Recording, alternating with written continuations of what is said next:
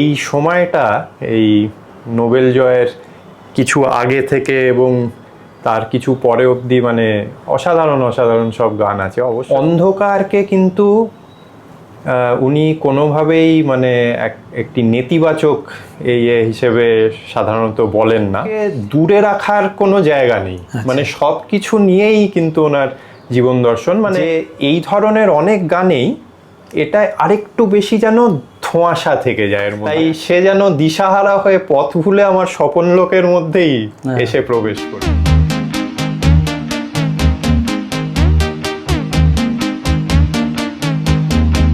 নমস্কার, আমি কৃষ্ণ, আর আমাদের সাথে আছে রণিতেন্দ্রনাথ ঠাকুর। নমস্কার। আমরা আপনার দুজন মিলে আপনাদের সামনে উপস্থিত হয়েছি গান নিয়ে আলোচনায়। এটা আমরা ভেবেছি একটা সিরিজ আকারে বার করব, কিন্তু এইটা আমাদের প্রথম সূচনা। তো আজকে এটা একটু আগে থেকে বলি, আমি আর রনিদা মূলত বিভিন্ন গান, যেমন ফোক বা রবি ঠাকুরের গান নিয়ে আমরা দুজনেই, রনিদা গায় এবং আমি বাজাই, এরকম অনেক আমরা কাজ করেছি। কিন্তু গানের এর পেছনের যে জায়গাগুলো, যেখানে আমি আর রনিদা মূলত গান নিয়ে আলোচনা করে থাকি, আমার দুজনের উদ্দেশ্য হচ্ছে যে এই যে আলোচনাগুলো আমরা করি, কেননা আমরা এটাকে একটা রেকর্ড করি এবং আপনাদের সামনে নিয়ে আসি। তো আজকে তার শুভ সূচনা।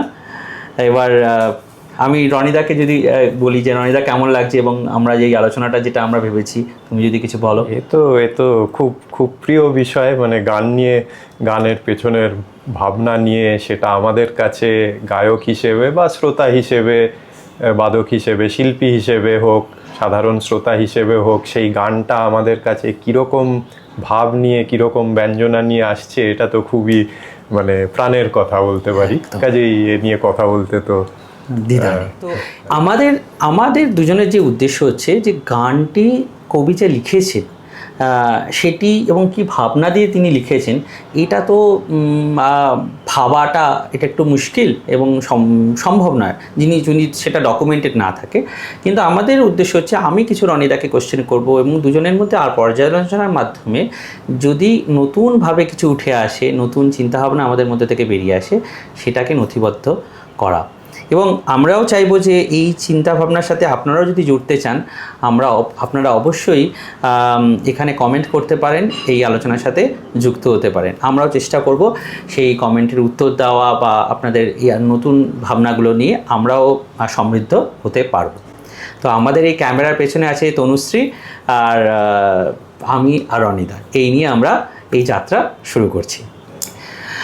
আমাদের প্রথম গান যেটা নিয়ে আমরা আলোচনা করব আজ, আমার নিশীথ রাতেরও বাদলর ধারা, রবি ঠাকুরের এই গানটি নিয়ে আমরা আলোচনা শুরু করব। তো রনিদাকে আমি জিজ্ঞাসা করতে চাই, রনিদা এই গানটি সম্বন্ধে বলো, যে এটির উৎস বা মানে উনি কীভাবে বা কখন লিখেছেন, তুমি যেটা জানো।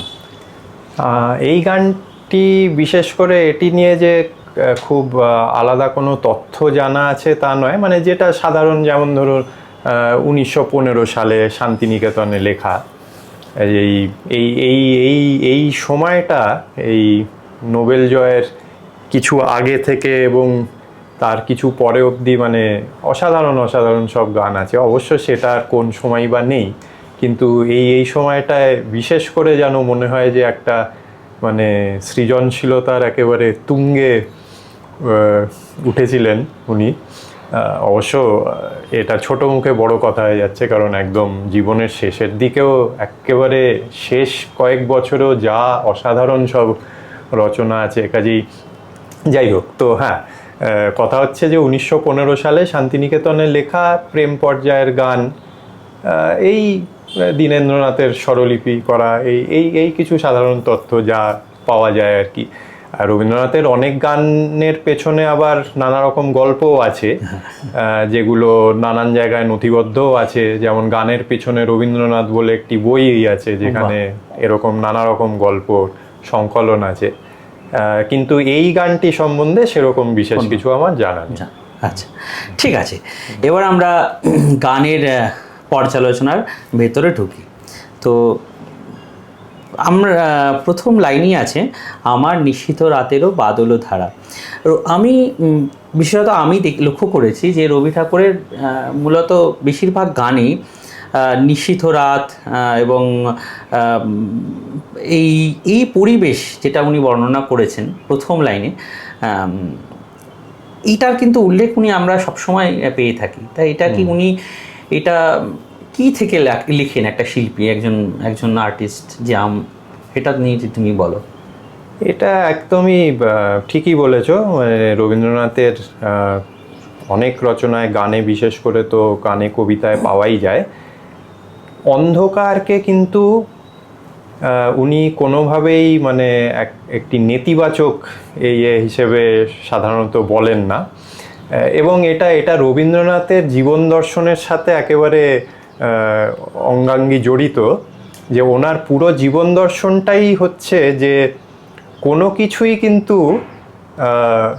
মানে বাতিলের দলে নয়, বা কোনো কিছুই যে মানে যাকে আমরা সাধারণ মানুষরা ভয় করি, দূরে রাখতে চেষ্টা করি, সেটা বেদনা যন্ত্রণাই হোক, ভয় হোক, অন্ধকার হোক, রবীন্দ্রনাথের যে একটি বিরাট যে মানে ওনার জীবন দর্শনের যে একটা মানে বিশালতা, যাতে আর কি মানে তাতে আর কি কোনো কিছুকে দূরে রাখার কোনো জায়গা নেই। মানে সব কিছু নিয়েই কিন্তু ওনার জীবন দর্শন, মানে সেটা উনি নিজেও বলেছেন যে ওনার জীবন দর্শন বলতে তার মূলটা কিন্তু একদম মানে রুটেড আছে, সেটাকে বলা যায় ঔপনিষদিক যে দর্শন, একেবারে তাতেই কাজেই। এবং সেই দর্শন অনুযায়ী মানে যা আছে সবই হচ্ছে সেই মানে সেই একদম সেই আলটিমেট যে সত্য, যে রিয়ালিটি, তারই প্রকাশ, তারই রূপ। কাজেই সেদিক থেকে মানে আমি জানি এটা এই প্রশ্ন থেকে অনেকটা হয়তো পিছিয়ে শুরু করলাম, কিন্তু কথা হচ্ছে যে রবীন্দ্রনাথের গানে সব সময় এই অন্ধকার, যে অন্ধকারের মধ্যেও যে উনি একটা বিশাল বিরাটকে খুঁজে পাচ্ছেন, বা একটা শান্তি, একটা আনন্দ, সব কিছুকেই উনি অন্ধকারের মধ্যেও পাচ্ছেন, যতখানি আলোতে পাচ্ছেন, সেটা সব জায়গাতেই আছে। ও আমার আধার ভালোও বলেছেন, আবার সন্ধ্যা হলো গো মা বুকে ধরো, অতল কালো স্নেহের মাঝে ডুবিয়ে আমায় স্নিগ্ধ করো, বা এরকম প্রচুর লাইন পাওয়া যাবে ওনার। কাজেই হ্যাঁ, এই গানের মধ্যে আমরা ঢুকলেও দেখতে পাবো যে এই গানেরও যে আবহটা, তাতে যেন ওই অন্ধকারটা যেন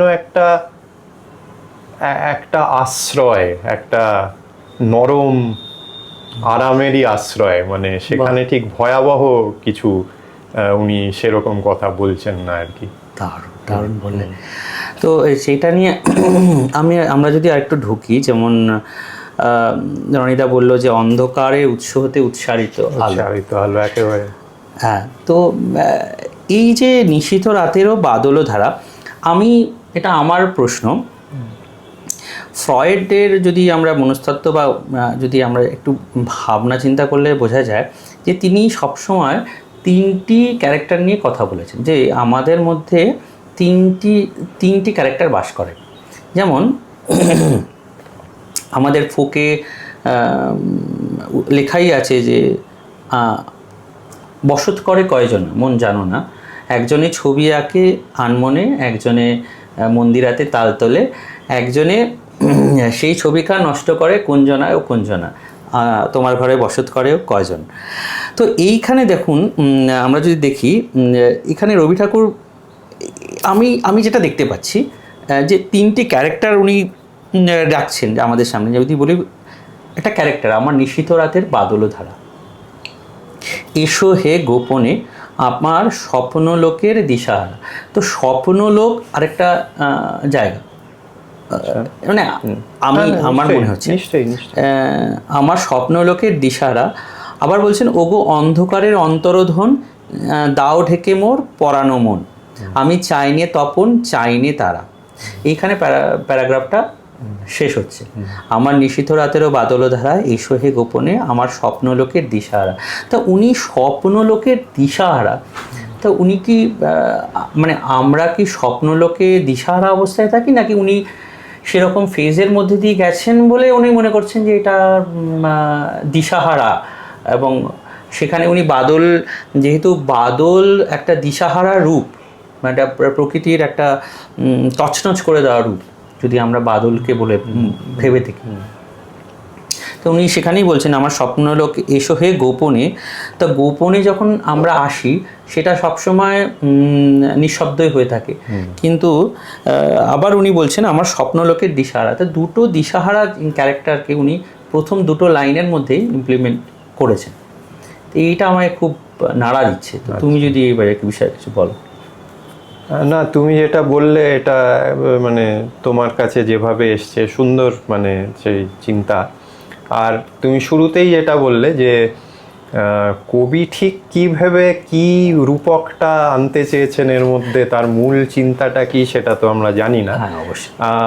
এবং এই গানটা বিশেষ করে, হ্যাঁ এখানে বলি রবীন্দ্রনাথের অনেক গানই বিশেষ করে আমার কাছে পূজা পর্যায়ের গানে আমি দেখেছি আমার কাছে যেভাবে প্রতিভাত হয়, অ্যাগেন সেটা ঠিক হতে পারে, ভুল হতে পারে, তার অনেক রকম অন্যরকমও ইন্টারপ্রিটেশন থাকতেই পারে, কিন্তু আমার কাছে ওনার পূজা পর্যায়ের গানগুলোতে ওই যেটা বলছিলাম যে খুব সুসংবদ্ধ একটা দর্শন, সেটাই সব গানেই আমি খুব স্পষ্ট দেখতে পাই সাধারণত। অ্যাগেন একটু ছোট মুখে বড় কথা হয়ে যাচ্ছে হয়তো, অনেক অনেক গানেই আবার আছে যে অতটা হয়তো স্পষ্ট হলো না, কিন্তু তাও ওনার যে পূজার যে গান তাতে মানে ঈশ্বরের প্রতি ওনার জীবন দেবতা যাকে উনি যে সেইভাবে বলেছেন তার প্রতি যে গানগুলো, সেগুলোতে যেন বক্তব্যটা আমার কাছে খুব স্পষ্ট হয় আর কি, বা কীরকম জায়গা থেকে কীরকম দর্শন থেকে উনি আসছেন সেটা স্পষ্ট হয়। এই গানটি আবার এটি তো প্রেম পর্যায়ের গান, এবং বিচিত্র পর্যায়েরও অনেক এরকম গান আছে যেখানে কিন্তু উনি ঠিক মানে এইখানে হয়তো ঠিক সেরকম একটা দার্শনিক ফ্রেমওয়ার্ক নেই তো, এটা একেবারে অন্তরের কিছু অনুভূতি, কিছু চিন্তা ভাবনাকে উনি একটা কাব্যের মাধ্যমে, রূপকের মাধ্যমে প্রকাশ করছেন। কাজেই আমি সরি একটু লম্বা করে ফেললাম হয়তো, যেটা বলতে চাইছি যে এই ধরনের অনেক গানেই এটা আরেকটু বেশি যেন ধোঁয়াশা থেকে যায়, এর মধ্যে একটা রহস্যের ভাবই বলবো থেকে যায়।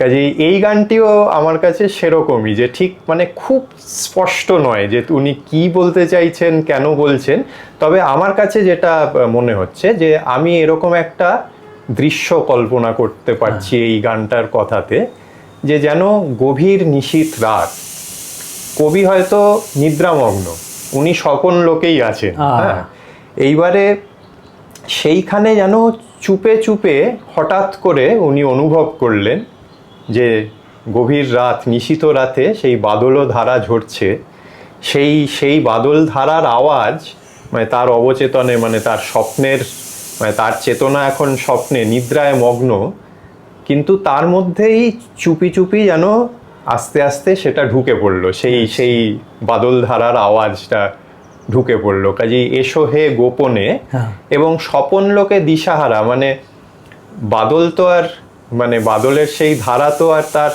স্বপ্নলোকের জিনিস নয়, সে বাস্তব লোকেরই জিনিস, তাই সে যেন দিশাহারা হয়ে পথ ভুলে আমার স্বপন লোকের মধ্যেই এসে প্রবেশ করলো।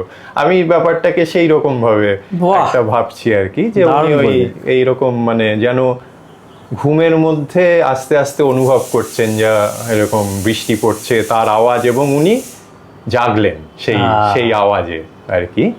হ্যাঁ, কাজেই তাহলে তুমি যদি ভাবো যে নিশীথ রাতেরও বাদল ধারা এসো হে গোপনে, গোপনে উনি বুঝতে পারেননি যে কখন চলে এসছে সেটা, আমার স্বপন লোকে দিশাহারা, ওগো অন্ধকারের অন্তরধন, দাও ঢেকে মোর পরানো মন, আমি চাইনে তপন চাইনে তারা।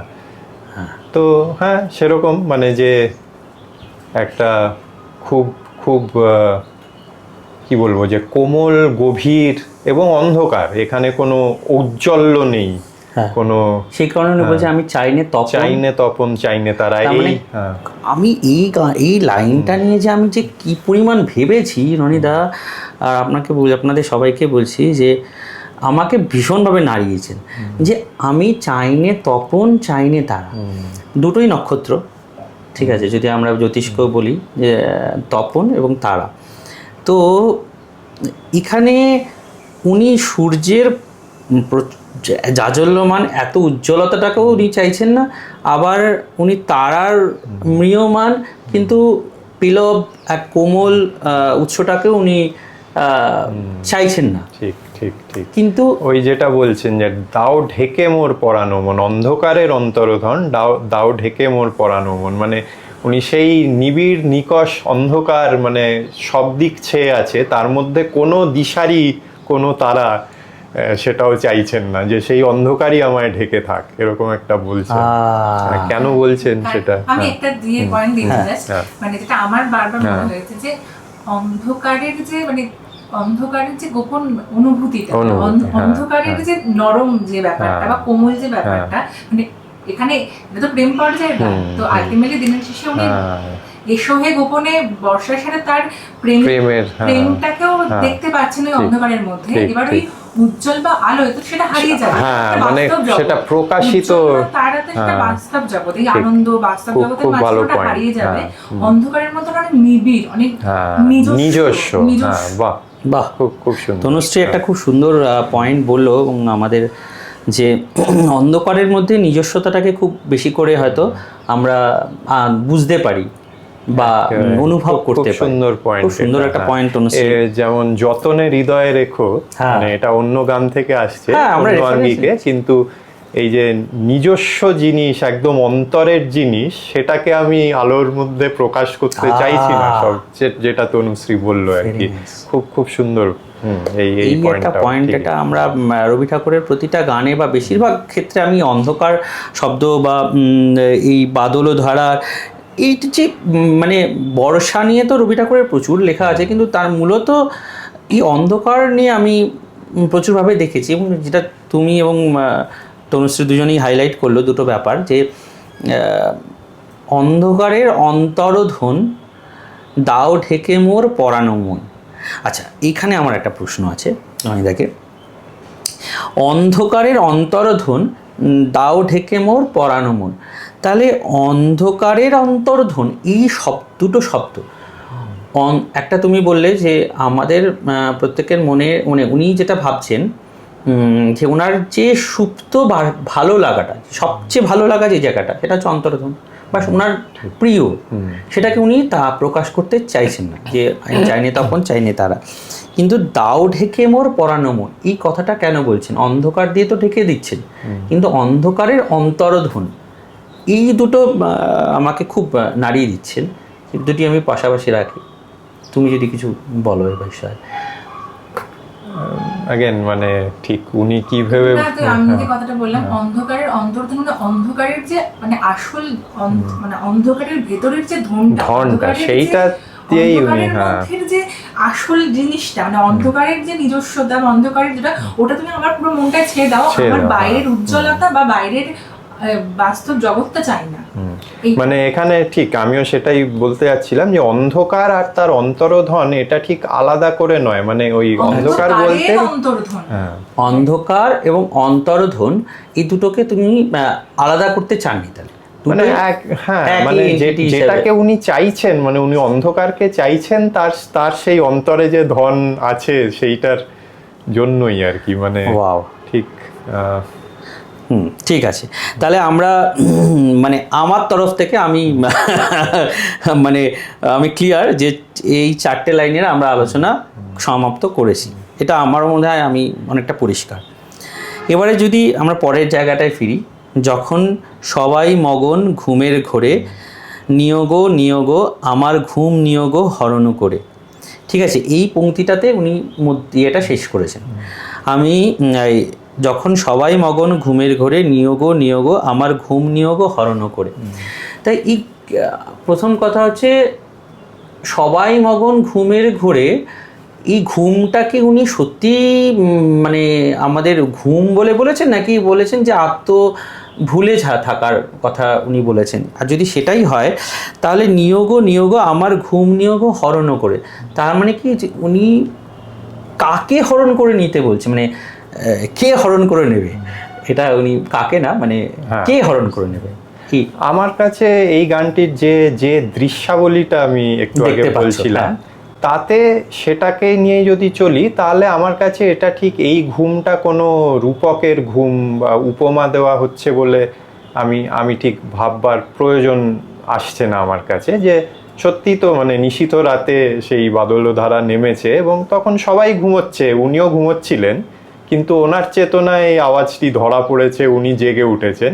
তো সেই কথাটাই বলছেন যে বাকি সবাই ঘুমিয়ে আছে এই সময়, সেটাই ঘটনা, আমিও ছিলাম, কিন্তু আমার ঘুম নিয়োগও হরণ করে। মানে উনি চাইছেন যে অ্যাকচুয়ালি রবীন্দ্রনাথ কিন্তু বেশ কম ঘুমোতেন, এটা একটা মানে অনেক লেখা থেকেই বোঝা যায়।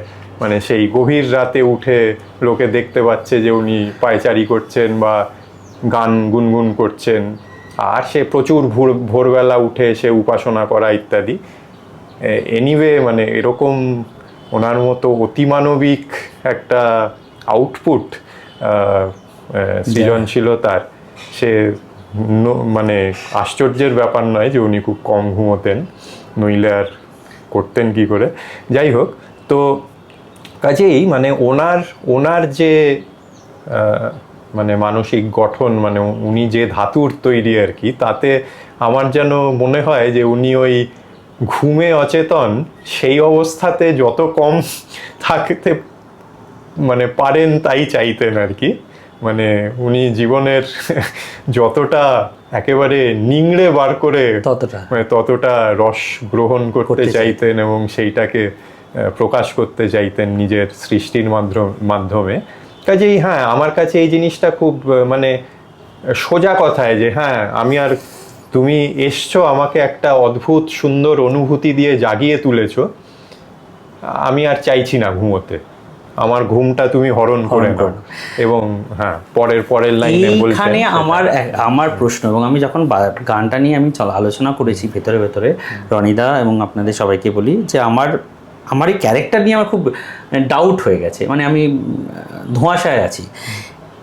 কে হরণ করে বলছেন? প্রথমে ক্যারেক্টার এসছে আমার নিশীথ রাতের বাদলধারা, নাম্বার 1। এসো হে গোপনে আমার স্বপ্ন লোকের দিশাহারা, নাম্বার 2। ওগো অন্ধকারের অন্তরোধন, নাম্বার 3।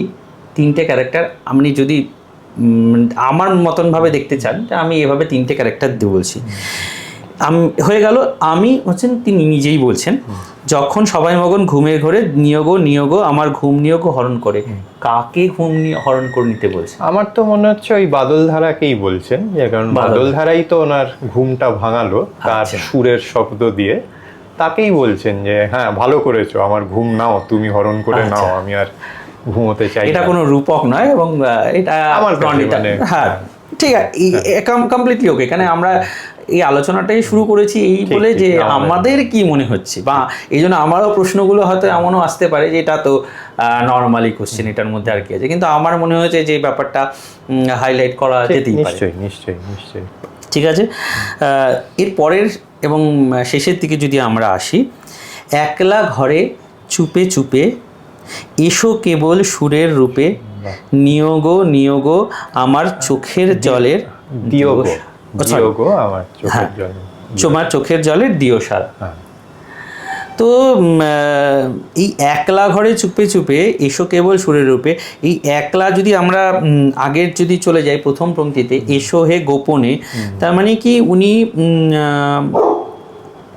উনি কি সব একলা অন্ধকার বাদলধারা, এই যে গ্রে একটা শেড যদি আমরা বলি একটা, সেটাকে উনি মানে নিজের মধ্যেই বপন করেছেন বা সেটাকেই রাখতে চেয়েছেন? এটার মধ্যে উজ্জ্বলতা নেই, নিরাভরণ, কোনো রূপ নেই, নিরাকার, আলো নেই, তখন তারা নেই। হ্যাঁ, এবং সেখানে যদি আমরা নিচের দিকে চলে আসি, একলা ঘর, এই কথাটা নিয়ে তুমি যদি কিছু বলো। হ্যাঁ দেখো মানে একলা এবং এই ও ও চাইছে আমাদের আলোচনায় সামিল হতে, ওর কথা আমরা শুনছি না, কিন্তু এই যে যেটাকে সলিটিউড বলা যায় আর কি, নট লোনলিনেস মানে not necessarily loneliness but solitude, একান্ত, আচ্ছা, একান্ত থাকা, এটা তো রবীন্দ্রনাথের একেবারে মানে কি বলবো, ওনার সব মানে রচনাতে বা উনি যে ভাবগুলো প্রকাশ করছেন সেইগুলো ভীষণই যেন ভিতরের পার্সোনাল একান্তে বলা, মানে অনেক ক্ষেত্রেই, এবং এই গানের ক্ষেত্রেও মানে কিছু কিছু যেগুলো ধরো সমাজ চেতনা বা দেশাত্মবোধক সেগুলো অন্যরকম অবশ্যই, তারা পারপাস, সেগুলো হ্যাঁ একটা বহুজনিক সামাজিক ব্যাপার। এইগুলো এরকম গানে তো অবশ্যই উনি যে মানে একলা চুপি চুপি গোপনে অন্ধকারে, মানে এটা তো ওই যে এটা একটু আগে তনুশ্রী বলছিল যে নিজের অন্তরের একটা কথা হচ্ছে আর কি, কাজেই এখানে এইগুলো খুবই তার সাথে সামঞ্জস্য থাকে আর কি, এইটুকুই। এবং যেটা তুমি বললে যে গ্রে একটা যেন, আমার এটা সবসময় এটা গ্রে কেন আমি বলবো একেবারে কালো, নিকষ কালো একটা, এবং সেই অন্ধকারে সেই কালোর মধ্যেই তিনি ডুবে আছেন। আমি পয়েন্ট করছি, কালোটা কেন মানে এই যে তুমি গ্রে ম্যাটার, ওই গ্রে ম্যাটারটা বাহ্যিক সমস্ত উজ্জ্বলতাটাকে অফ করে গ্রেটা, তো মানে এইটাই ওর নিজের ভেতরটা, মানে এটাই তো একা থাকাটা, অন্ধকারটাই পুরো ব্যাপারটা খুব নিজস্ব, সেই নিজস্বতাটার মধ্যে প্রেম আছে, ওই গভীরতাটার মধ্যেই প্রেমটা আছে। যখন আমি একান্ত হয়ে আমি যখন চোখের জল ফেলছি,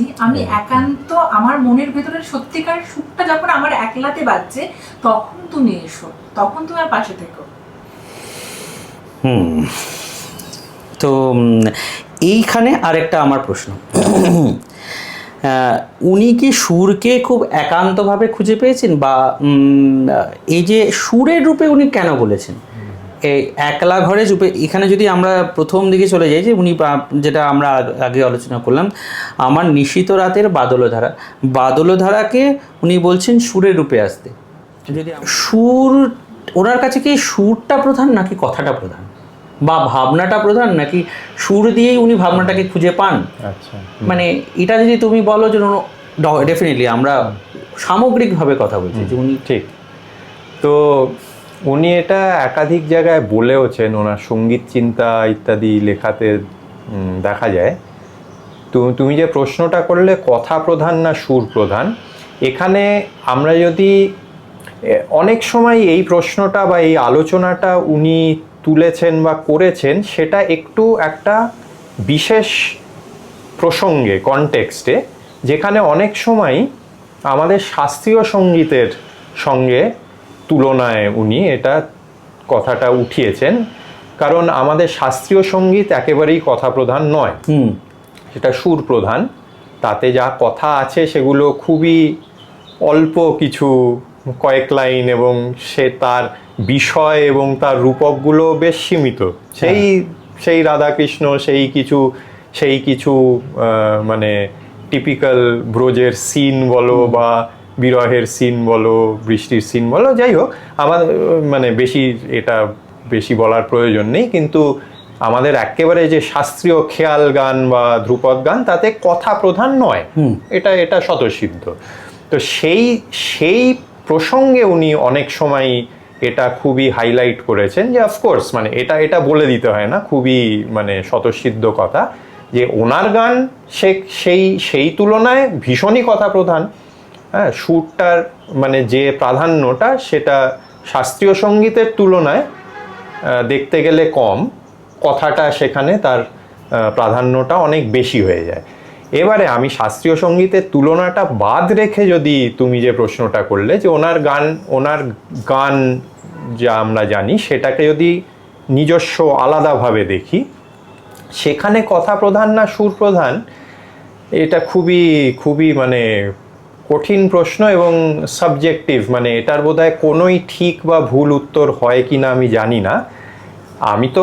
আমাকে বলতে বললে আমি বলবো যে মানে দুটো একেবারে মানে অঙ্গাঙ্গিভাবে জড়িত, এবং মানে কোনোটাকেই বাদ দিয়ে হয় না। এই জন্য যে আচ্ছা, প্রথমে যদি কথায় আসি, তাহলে তো কিছু বলার নেই। মানে এরকম কথা, এরকম গভীরতা, এরকম ব্যাপ্তি, এরকম ভাব, এবং ওই যেটা আমরা বাঙালিরা বেশিরভাগ হয়তো বলে থাকি, অন্যরাও যারা রবীন্দ্রনাথ মানে সারা পৃথিবী জুড়েই যারা ওনাকে জেনেছেন তারাও নিশ্চয়ই একই কথা বলবে, যে এমন কোনো অনুভূতি নেই যেটাকে উনি ছুঁয়ে যাননি, এবং এমনভাবে ছুঁয়ে গেছেন যে কখনো মনে হয় যে হ্যাঁ তাই তো, আমি তো এটাই ভাবছিলাম, আমি বুঝতে পারিনি যে আমি এটা ভাবছিলাম, উনি বলাতে বুঝতে পারলাম যে আমি কি অনুভব করছিলাম। কাজেই মানে ওনার কথা নিয়ে তো কিছু কোনো কথা হয় না, কোনো মানে কিছু বলার নেই। আবার কাজেই একদিক থেকে দেখতে গেলে হয়তো বলা যেতে পারে যে কথাটাই ফাইনালি কিছুটা উপরে থাকছে, কারণ আর কিছু না হোক তুমি ওনার গানকে যদি সিম্পলি কবিতা হিসেবেই পড়ো, তাহলেও সেটা একটা মানে অসাধারণ একটা জিনিস, মানে তার কোনো তুলনা হয় না। কাজেই সেদিক থেকে বলতে গেলে তো সত্যি মানে আমার এখন বলতে বলতে মনে হচ্ছে যে কথাটা একেবারে সেলফ সাফিসিয়েন্ট, সেদিক থেকে কথাটা যেন একটা আরো উঁচু জায়গায় থাকলো। হ্যাভিং সেড দ্যাট, এটাও বলতে আমার মানে না বললে জিনিসটা ভীষণই অসম্পূর্ণ থেকে যাবে যে উনি যে সুর যা দিয়েছেন, হ্যাঁ তুমি যদি আলাদা করে কথাটাকে রেখে দিয়ে তুমি যদি সুরটাকে শুধু বাজাচ্ছ ধরো বা গুনগুন করে গাইছো, এরকম অনেকেই আমি শুনেওছি বলতে, যারা খুবই সঙ্গীতের সমজদার এবং তাদের প্রতি সম্পূর্ণ শ্রদ্ধা রেখে বলছি যে তারা যেটা বলছেন তারা তাদের জায়গা থেকে ঠিক যে বলেন, অনেকেই বলেন যে কি রবীন্দ্রসঙ্গীতের মানে সাংগীতিকভাবে কি এমন একটা মারাত্মক ব্যাপার, হ্যাঁ কিছু তো দেখতে পাচ্ছি না তেমন, বেশ সাদামাটা ব্যাপার। ঠিক আছে, আমি অ্যাকচুয়ালি সেটা মেনে নিই যে এটা সাদা, হ্যাঁ আমি কিন্তু কারুর সাথে গিয়ে তর্ক করব না যে না দাঁড়াও আমি তোমাকে চোখে আঙুল দিয়ে দেখিয়ে দিচ্ছি যে এর সুরের মধ্যে কি সাংঘাতিক টেকনিক্যালিটি বা সাংঘাতিক মারপ্যাঁচ ঘোরালো মানে ভীষণ কঠিন শক্ত ব্যাপার আছে, আমি মনে করি না। হ্যাঁ কিছু গানে দেখানো যেতেও পারে নিশ্চয়ই, এবং আগেন আমি বারবারই বলছি ছোট মুখে বড় কথা যে হয়তো আমি সেটাকে সম্পূর্ণ বুঝিনি, তাও হতে পারে। কিন্তু এভরিথিং সেড অ্যান্ড ডান, আমার মনে হয় রবীন্দ্রনাথের গানের সুরের সার্থকতা হচ্ছে যখন সে তার কথার হাতটা ধরে,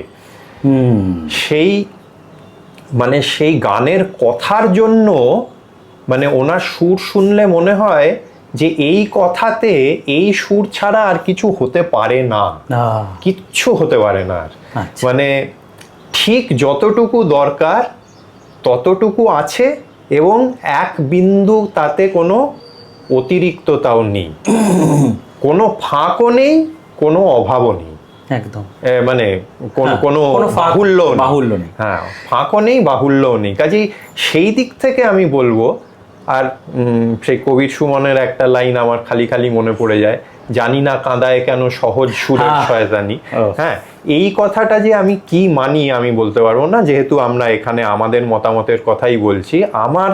আমার মত হচ্ছে যে যত সহজে যত নাড়া দেওয়া যায়, মানে ভীষণ ভীষণ টেকনিক্যাল ব্রিলিয়ান্স ছাড়াও যেখানে সহজে নাড়া দেওয়া যায়, সেই জিনিসটা যেন আরো বেশি গভীরে গিয়ে পৌঁছয় বলে আমার মনে হয়। কাজেই সেইখানে সেই মাপকাঠিতে রবীন্দ্রনাথের সুর একেবারে মানে কি বলবো যে মানে তার থেকে উঁচু কিছু হয়তো আর হয় না।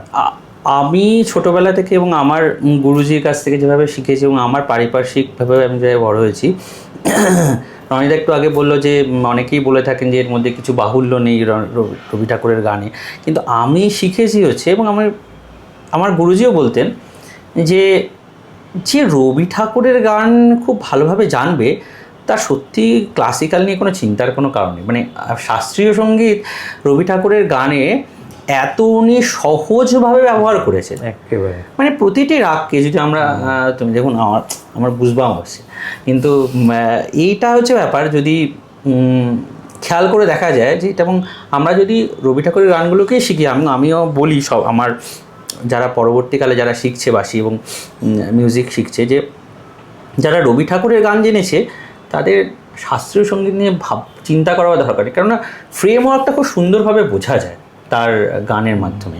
কিন্তু আমি একটা জিনিস রনিদাকে এবং আপনাদের সবাইকে হাইলাইট করতে চাইছি যে দেখো, সুর হচ্ছে নিরাকার, কথা আকারযুক্ত, মানে এটা আমার মনে হয়। আবার দেখুন, আমি কথাটাকে আবার ডিফার করছি, মানে আমি আমার নিজের ভাবনাটাকেই কেটেছি। আমার প্রথমবার মনে হচ্ছে সুর নিরাকার, এবং উনি নিরাকারেরই পূজারী, যেখানে যে জন্য উনি অসীমের কথা বারবার বলেছেন, হ্যাঁ,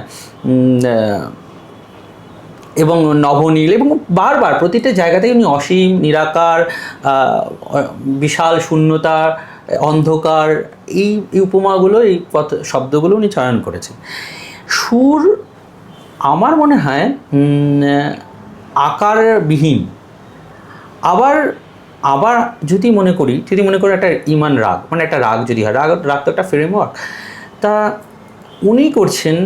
আমরা কিন্তু ইমান একটা আনন্দের, এটা তো খুব আনন্দের একটা রাগ বলি আমরা সবসময় সব জায়গায় করে থাকি, কিন্তু ওই রাগটাকে কিন্তু আমরা দুঃখ দিয়েও বর্ণনা ভীষণভাবেই করতে পারি।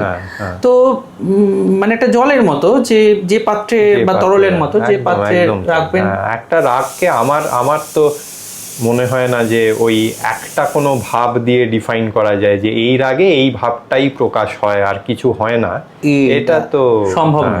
রবীন্দ্রনাথের ওই ইমনের কথাই বললে, উনি সেই আষাঢ় সন্ধ্যা ঘনিয়ে এলো ইমনে, তার যে বিষণ্ণতা তার মধ্যে, বা যে বহু চোখের আলোয় দেখেছিলেন, বা এই ধরনের যে পূজার গানে যে আত্মনিবেদন, বা আবার অনেক গানে দেখা যাবে যে আরো বেশি অনেক এনার্জি, সেই ইমনেরই গান, আনন্দ, এনার্জি, এরকম একই রাগে সে নানান ভাব ফুটছে। অফকোর্স ওনার গানের ক্ষেত্রে সেটার কথাটাও সেখানে একটা বড় ভূমিকা প্লে করবে, নিশ্চয়ই, অবশ্যই তার লয়টাও অনেকটাই সেটাকে নির্ধারণ করবে, সেসব আছেই। কাজেই একটা রাগ মানে যে একটা তা নয়। হ্যাঁ, তুমি যেটা বলতে চাইছিলে যে সুর তো নিরাকার হলেও, এবং আমার মনে হয় যে রবি ঠাকুর কি মানে সুরের উপমা এনেছেন এই কারণে, বা যেহেতু উনি প্রথম থেকেই, যদি এই শব্দগুলো আমরা দেখে থাকি, যে উনি অসীমের কল্পনা করেছেন, উনি অন্ধকারকে লালন করেছেন নিজের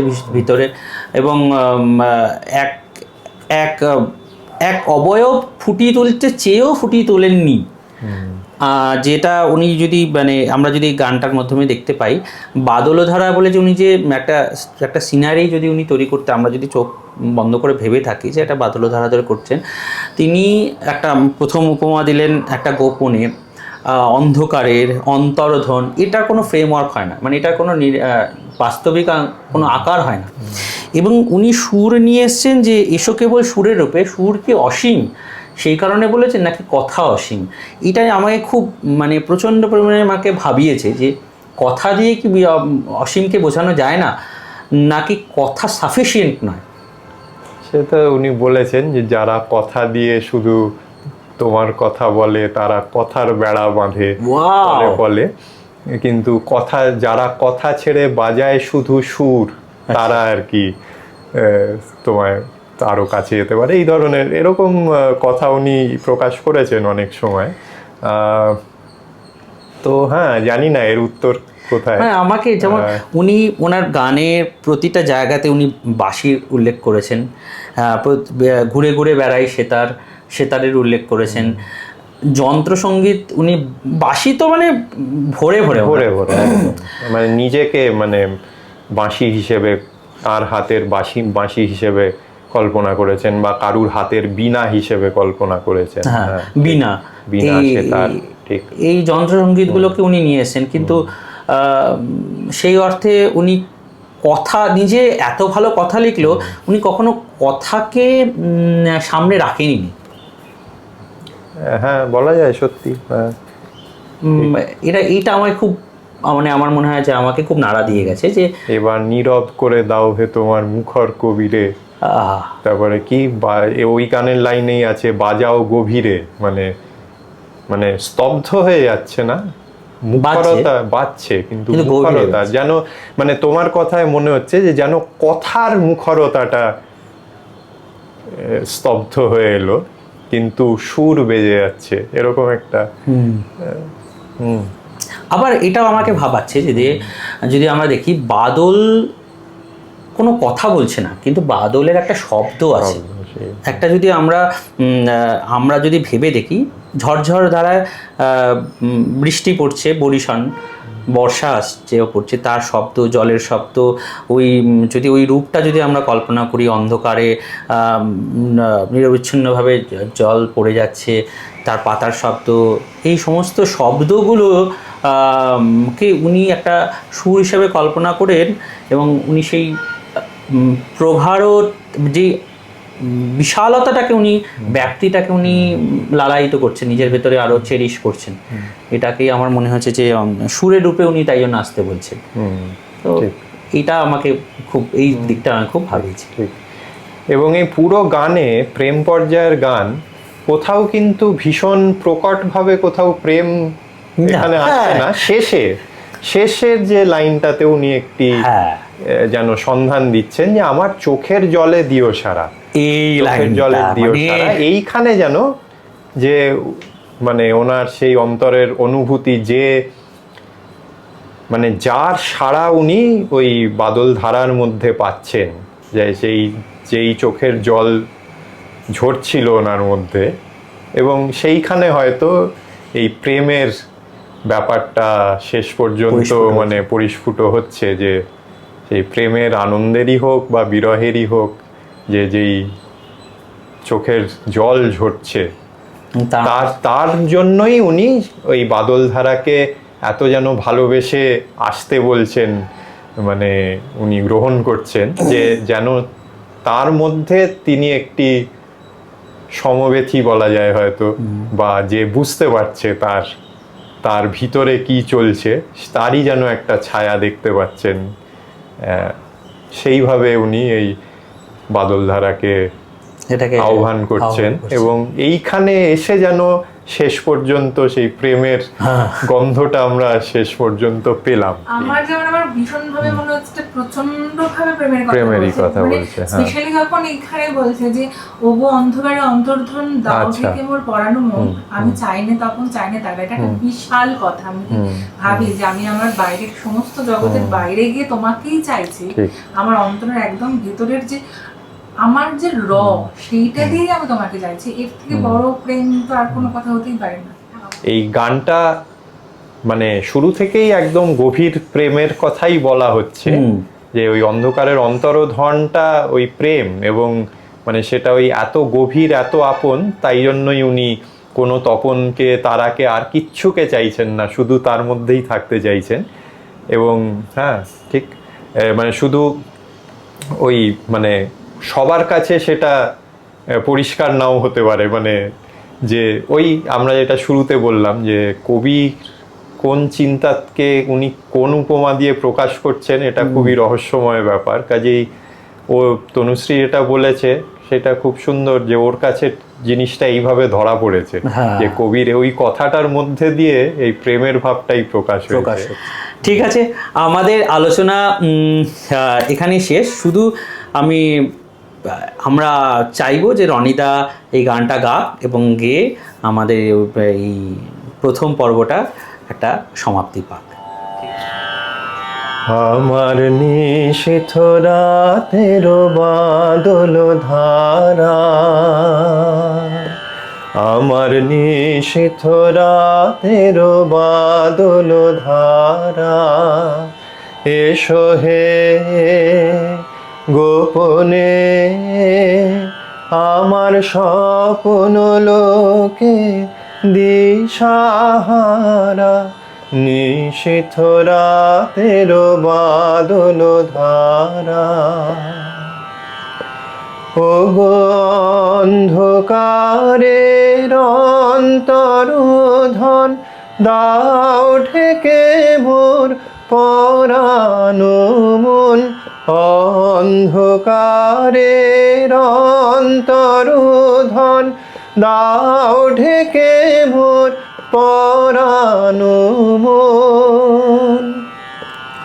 আমি চাইনে, আমি চাইনে, আমি চাইনে তপন, চাইনে তারা, নিশীথ রাতের বাদল ধারা, যখন সবাই মগন ঘুমের ঘোরে, নিয়োগ নিয়োগ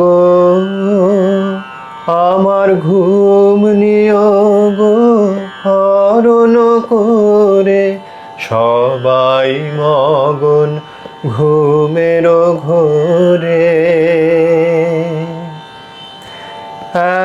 একলা ঘরে চুপে চুপে এসো কেবল সুরের রূপে, একলা ঘরে চুপে চুপে এসো কেবল সুরের রূপে, দিও গো দিও গো আমার চোখের জলে দিও সাড়া, নিশীথ রাতের বাদল ধারা, আমার নিশীথ রাতের বাদল ধারা। থ্যাংক ইউ রনিদা, থ্যাংক ইউ।